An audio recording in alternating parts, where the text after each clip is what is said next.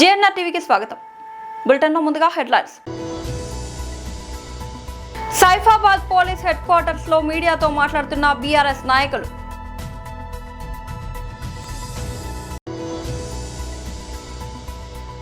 YSRCP central office in charge MLC Lella Appireddy press meet.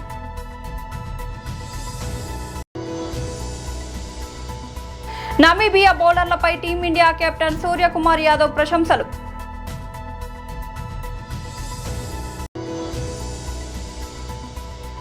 Andhra Pradesh శాసనసభలో deputy CM Pawan Kalyan AP budget session లో మాట్లాడారు. Saifabad police headquarters లో మీడియాతో మాట్లాడుతున్న బీఆర్ఎస్ నాయకులు.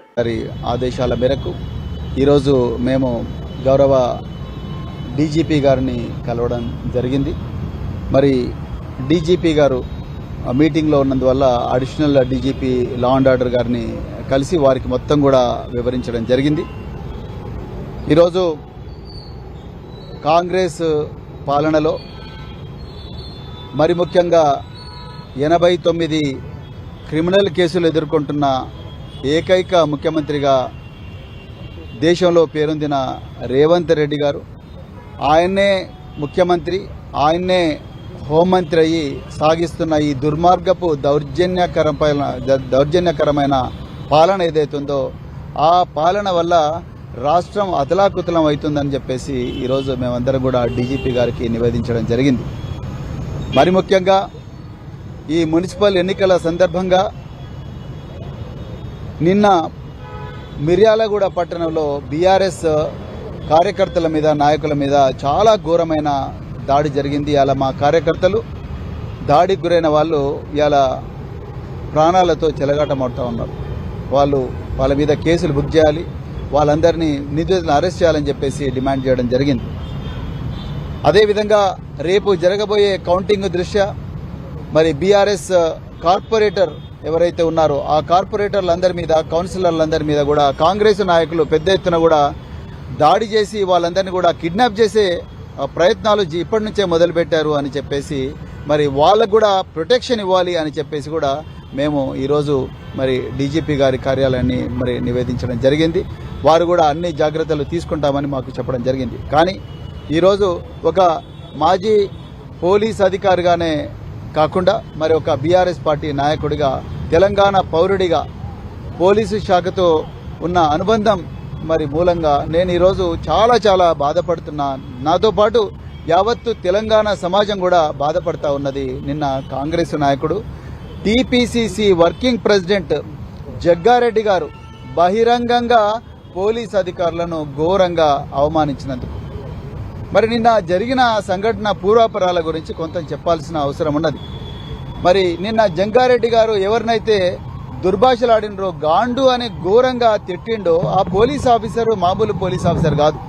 ఆ శివకుమార్ యాదవ్ అనే పోలీస్ ఆఫీసర్ 2009వ సంవత్సరంలో ఉగ్రవాదులు, అది మరి ముఖ్యంగా under world dance, mafia dance ఎవరైతే ఉన్నారో ఆ మాఫియా డాన్స్ హైదరాబాద్ నగరంలో తిరుగుతూ ఉంటే వాళ్ళు పోలీసుల మీద దాడి చేస్తే ఎదురుగా కాల్పులు జరిపి ఈ రాష్ట్ర ప్రతిష్టను పెంచిన ఒక మంచి ఆఫీసర్ శివకుమార్ యాదవ్. ఆయనకు భారత రాష్ట్రపతి గ్యాలంటరీ మెడల్ ఇచ్చారు. అంత మంచి రెప్యుటేషన్ ఉన్న ఒక అధికారిని, చట్టం ప్రకారం డ్యూటీ చేస్తున్న అధికారిని పట్టుకొని TPCC working president ex MLA Sangareddy Jaggareddy ఘోరంగా అంటే. YSRCP central office in charge MLC Lella Appireddy press meet నిర్వహించారు. తెలుగుదేశం పార్టీ మరి ముఖ్యంగా కూటమి ప్రభుత్వ హయాంలో జరుగుతున్నటువంటి అన్యాయాలపైన, అక్రమాలపైన, ప్రజల్ని వంశిస్తున్నటువంటి వైనం పైన, దాంతోపాటుగా తెలుగుదేశానికి సంబంధించినటువంటి నాయకులు ప్రభుత్వాన్ని అడ్డం పెట్టుకుని దోచుకుంటున్నటువంటి వైనం పైన ప్రజల పక్షాన పోరాటం చేయాలని మా నాయకుడు పార్టీ అధ్యక్షులు జగన్మోహన్ రెడ్డి గారు మా అందరికి కూడా దిశానిర్దేశం చేయటం జరిగింది. దానిలో భాగంగా ఎవరు ఏ సబ్జెక్టు తీసుకున్నా కూడా ఆ సబ్జెక్ట్ వారీగా అవగాహన చేసుకుని అంకెల రూపంలో సభలో మాట్లాడటమే కాకుండా ప్రజలకు కూడా అర్థమయ్యే రీతిలో ఆధారాలు సాక్ష్యాలు చూపించాలని మండల్లో వైఎస్ఆర్ కాంగ్రెస్ పార్టీకి ఉన్నటువంటి నెంబర్ని ఆధారంగా చేసుకుని ప్రభుత్వం చెప్పే అబద్దాలని అడుగడుగునా కూడా అడ్డుకట్ట వేసే విధంగా అందరూ కూడా సబ్జెక్ట్ మీద మంచి అవగాహన తెచ్చుకోమని చెప్పి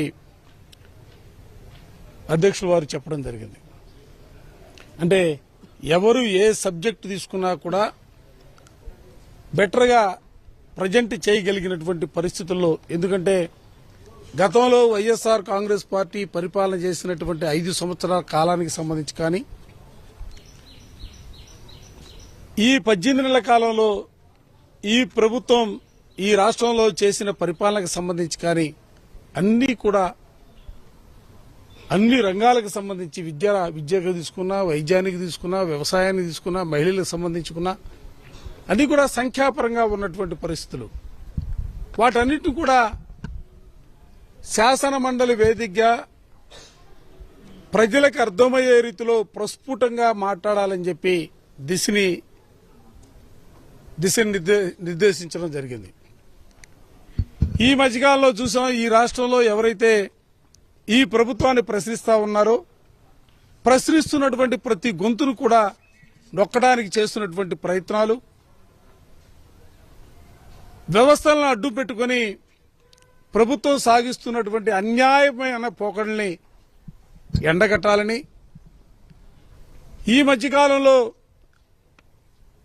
ప్రభుత్వ వైఫల్యాలు మరల్చడానికి సంబంధించి తిరుపతికి సంబంధించినటువంటి లడ్డు వ్యవహారంలో కూడా వాళ్ళు పాటుపడుతున్నటువంటి అన్యాయమైనటువంటి పోకడలను కూడా ఎత్తి చూపాలని చెప్పడం జరిగింది.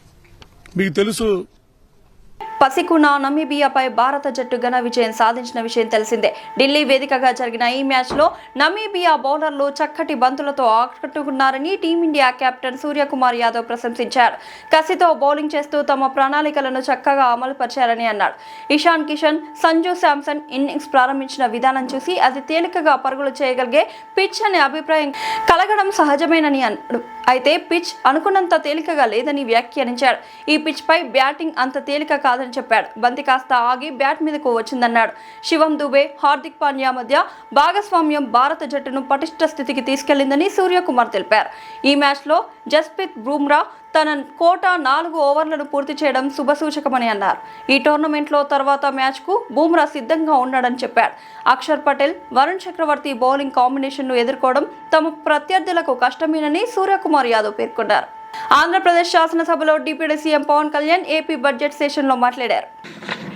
ఆంధ్రప్రదేశ్ రాష్ట్ర ప్రథమ పౌరులు, రాజ్యాంగ సంరక్షకులు, రాజ్యాధినేత justice former supreme court justice S Abdul Nazeer గారు చేసిన బడ్జెట్ ప్రసంగం చాలా ప్రేరణ ఇచ్చింది.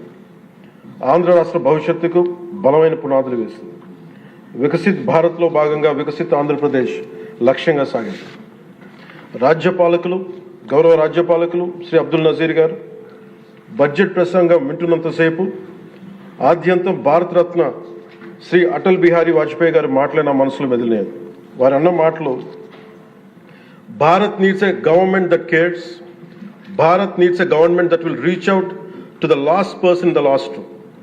ఆ స్ఫూర్తితోనే గౌరవ ముఖ్యమంత్రి శ్రీ నారా చంద్రబాబు నాయుడు గారి నేతృత్వంలో నడుస్తున్న ఎన్డీఏ కూటమి ప్రభుత్వం దివ్యాంగులకి ఇచ్చే పెన్షన్లు 3,000 నుంచి 6,000కి చేశారు. మంచం నుంచి లేవలేని దివ్యాంగులకి 6,000 నుంచి 15,000 అందిస్తున్నారు. సామాజిక పెన్షన్లు 3,000 నుంచి 4,000కి పెంచారు. రాష్ట్ర వ్యాప్తంగా 63.25 లక్షల మందికి ఈ పెన్షన్ల ద్వారా 2,738 కోట్ల రూపాయలు అందజేస్తున్నారు. ప్రతి విద్యార్థికి 15,000 రూపాయల చొప్పున 67 లక్షల విద్యార్థులకు సంబంధించి 42 లక్షల తల్లుల ఖాతాల్లోకి నేరుగా 10,000 కోట్లు జమ చేశారు. మెగా డిఎస్సి ద్వారా 16,000 ఉపాధ్యాయ పోస్టులు భర్తీ చేయటం, మెగా పేరెంట్స్ టీచర్స్ మీటింగ్స్ పెట్టడం, విద్యార్థుల మధ్యాహ్న భోజన పథకానికి అపరాన్నపూర్ణ మహాతల్లి డొక్కా సీతమ్మ గారి పేరు పెట్టేందుకు గౌరవ మంత్రివర్యులు శ్రీ నారా లోకేష్ గారికి నా అభినందనలు, ధన్యవాదాలు తెలియజేస్తాను. మనకి అన్నం పెట్టే రైతాంగం కష్టాలు, కౌలు రైతుల కన్నీటి కథలు, అప్పులు, మరణాలు విన్నప్పుడల్లా ఆధునిక మహాభారతంలోని పంక్తులు జ్ఞప్తికి వస్తాయి. పొలాల కోరిక ఏమిటి? పంటలు పండించి మనిషి ఆకలి తీర్చాలనే కదా అని దున్నే రైతు అనుకుంటా ఉంటే, అందరి ఆకలి తీర్చడం కోసం దుక్కి దున్నే నాకు నా ఆకలి ఎలా తీర్చుకోవాలో నాకు తెలియడం లేదు. నా బతుకొక సున్నా కానీ నడుస్తున్నా.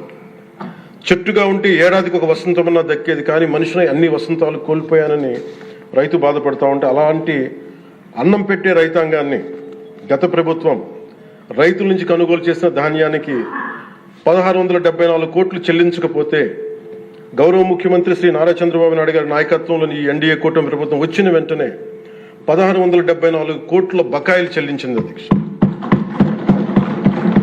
అది కాకుండా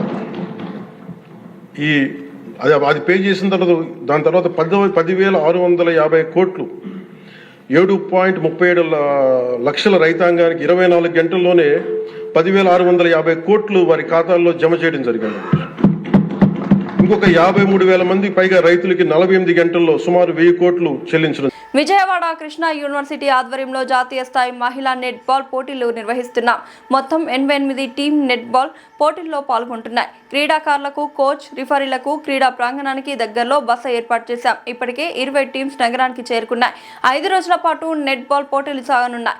ఇప్పటికే 14 సార్లు క్రీడా పోటీలు నిర్వహించిన అనుభవం కృష్ణా యూనివర్సిటీకి ఉంది. స్పోర్ట్ ఇన్సెంటివ్ మార్క్స్ క్రీడాకారుల ఉన్నతికి తోడ్పడతాయి. Journalism persons. So this is related to Krishna University All India Inter-University Netball Women Tournament 25-26. First of all, we are thanking the All Indian Universities for giving the wonderful opportunity to conduct this event under umbrella of Krishna University. We already given press note to you. There are around 88 teams are going to participate. As of now, 20 teams already landed in the beautiful city of Vijayawada. And we are receiving them in railway station and bus stand, and keeping accommodation here only. For referrals and other match deciding the team, we are also giving accommodation nearby Stella College, surrounding Stella College. These are the two logistics we already started. And regarding inaugural function, the guests are going to grace the occasion. Our Honorable Sri Nara Lokesh Garu, Honorable Minister Human Resource Development, Information Technology, Communication and Real-Time Governance, he will grace the occasion as chief guest. Then Sri M. Ramprasad Reddy Garu, Honorable Minister Transport, Sports and Youth, Government of Andhra Pradesh. He will be the main guest of honor because concerned minister related to the sports and youth activities. And Sri Kollu Ravindra Garu, as you know, Krishna University catering the needs of Krishna district, NTR district and Elore district, and the other two ministers also we have invited. Kindly they accepted. Sri Kollu Ravindra Garu, Honorable Minister Mines, Geology and Excise, Government of Andhra Pradesh, and Kolsu Parthasad Garu, Honorable Minister Housing, Information, Public Relations, Government of Andhra Pradesh. See, in addition to that, we are going to start some NTR PG Center, supporting other people like our MP Sivannath Garu, Yarlagad Venkatrao Garu, Bonda Umamesra Garu, Government Whips, and Vallabhanen Balsauri Garu, our Member of Parliament, he is also supporting our university like anything, and also the local MLA Gadde Rammohan Rao Garu. See, these are from the political side, the participants in the event as a guest of honor. Then distinguished guests, our AFC Chairman Madhumurthy Garu, as also the Chancellor of the IIITs, and Sri Kon Sasidhar Garu IAS, Honorable Secretary to Government Higher Education Department. Both are going to participate as a distinguished guest. and also our Collector District Magistrate G. Lakshmi Shagaru, and Barney Madam, Vice Chairman, Managing Director SAP, as well as Chairman Sri Animin Ravinayar are also going to participate tomorrow event, and also local corporator, 10th Division corporator Srimat Devneni Aparna Madam are going to participate. Anyway, from Krishna University, we are our entire family is taking the logistics. I am once again thanking especially the physical director family of Krishna University. See, they are taking all the logistics right from since applying this particular event. As you know, the journey started. We applied 2 events. One is Kabaddi and another is netball. But central government, in the form of AAU, it is allotted as a netball women tournament. But our team is Kabaddi very strong. That's why this year we have concentrated Kabaddi to win All India. But they have not given, only netball is allotted to us. That is where the journey started. Now tomorrow is going to be land with the inaugural function. The match will be started from 7 a.m. onwards and knockout based. And 88 teams are already registered. And already the fixed table also decided, it is circulated to all the participants, and QR code for railway station route map as well as to Stella College and bus stand to Stella College, airport to Stella College already given. I think there is no problem in that. As you know, it is very nearby to Vijayawada railway station as well as bus stand. And accommodation, food, that is boarding, lodging, everything in the campus only we are taking, because it is a women tournament. We have to take more precautions. See, that we are taking each and every step with the help of the principal madam, Mary Stella College, and their entire family members are supporting in that particular direction. So these are some of the points. I am requesting press and media, please give full coverage. The Vijayawada people also may participate for the tomorrow events from tomorrow to 14 to 18. So this is from my side. Now I am requesting our Rector Garu as well as our Principal Stella College Madam and PDs and Sports Board Secretary, if any point I missed, can address or add any other information. Then we will interact with you for our questions. Congress party గిరిజనులకు చేసింది ఏమీ లేదని Osmania university పూర్వ విద్యార్థి బాలు నాయక్ అన్నారు. Osmania university arts కళాశాల వద్ద Balu Naik media సమావేశం ఏర్పాటు చేశారు. ఈ సందర్భంగా బాలు నాయక్ మాట్లాడుతూ, నాగార్జున సాగర్లో రెడ్డిల రాజ్యం నడుస్తుందని, 80% ఉన్న గిరిజనులకు అన్యాయం జరుగుతుందని మండిపడ్డారు. తెలంగాణ రాష్ట్రంలో జాతీయ పార్టీలను చెప్పుకుంటున్న కాంగ్రెస్, బీజేపీ, బీఆర్ఎస్ గిరిజనులను ఆర్థికంగా, రాజకీయంగా చెప్పుకోదగ్గ చేసింది ఏమీ లేదని ఎద్దేవా చేశారు. కల్వకుంట్ల కవిత పిలుపు మేరకు తెలంగాణ జాగృతిలో ఫిబ్రవరి 15న చంపాపేట్ గ్రీన్ పార్క్ నుండి బంజారాహిల్స్ తెలంగాణ జాగృతి కార్యాలయంకు భారీ ఎత్తున వెళ్లి కల్వకుంట్ల కవిత సమక్షంలో తెలంగాణ జాగృతిలో చేరనున్నట్టు తెలిపారు. నన్ను గుర్తించి తెలంగాణ జాగృతిలోకి ఆహ్వానించడం చాలా సంతోషకరమని కవితకు ధన్యవాదాలు తెలియజేశారు. అందరికీ నమస్కారం. నా పేరు బణావత్ బాలునాయక్. నేను ఉస్మానియా యూనివర్సిటీ పూర్వ విద్యార్థిని.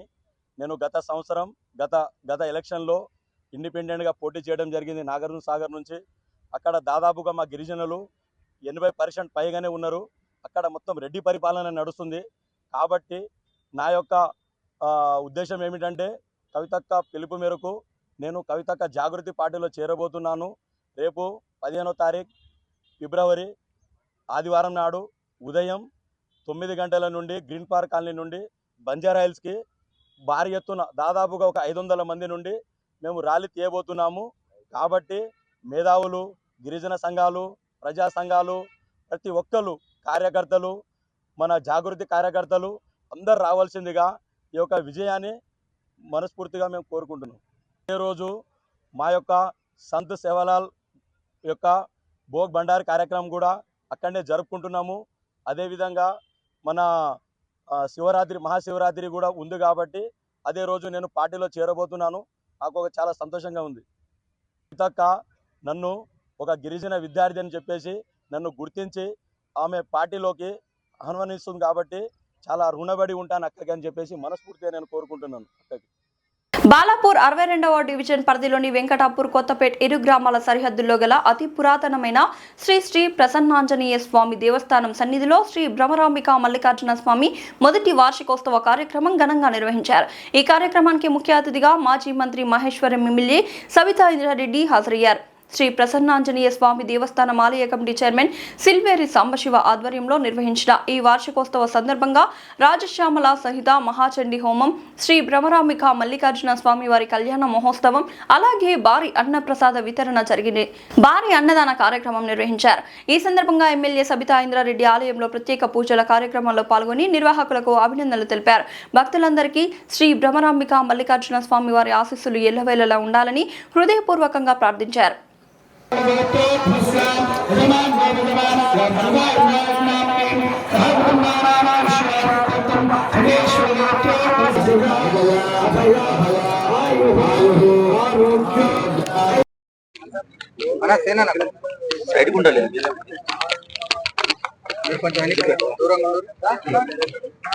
అందరికీ నమస్కారం.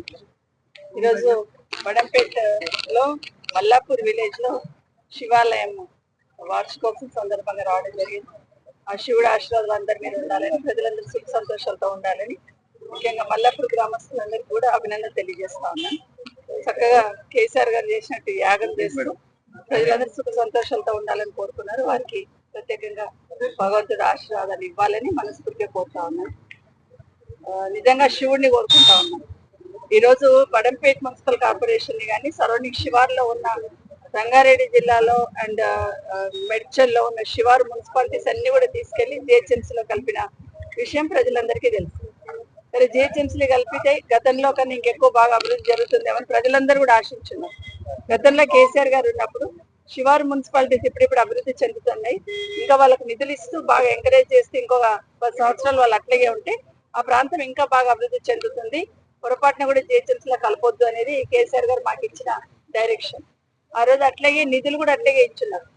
ఎక్కడి నుండో ఏది కావాలన్న నిధులు అట్లా మంజూరు ఇస్తూ కొంత మార్పు తీసుకొచ్చే ప్రయత్నం చేస్తున్నారు. ఆ రోజు శివారు మున్సిపాలిటీస్ కి డ్రింకింగ్ వాటర్ కి 1200 కోట్లు ఇచ్చారు కేసీఆర్ గారు 4 సంవత్సరాలకి, 6 సంవత్సరాలకి, 5 సంవత్సరాల కిందట.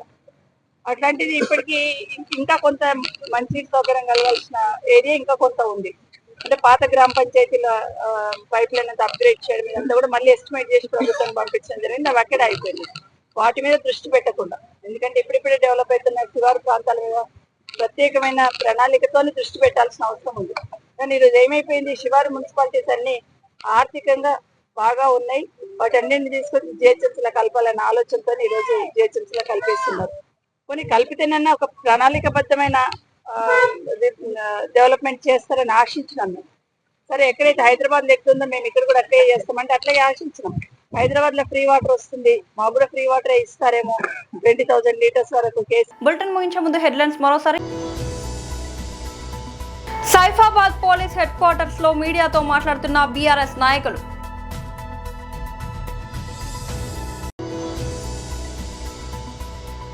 YSRCP central office in charge MLC Lella Appireddy press meet.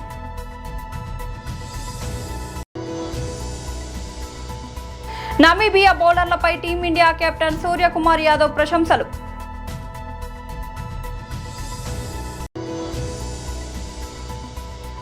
Andhra Pradesh శాసనసభలో deputy CM Pawan Kalyan AP budget session లో మాట్లాడారు.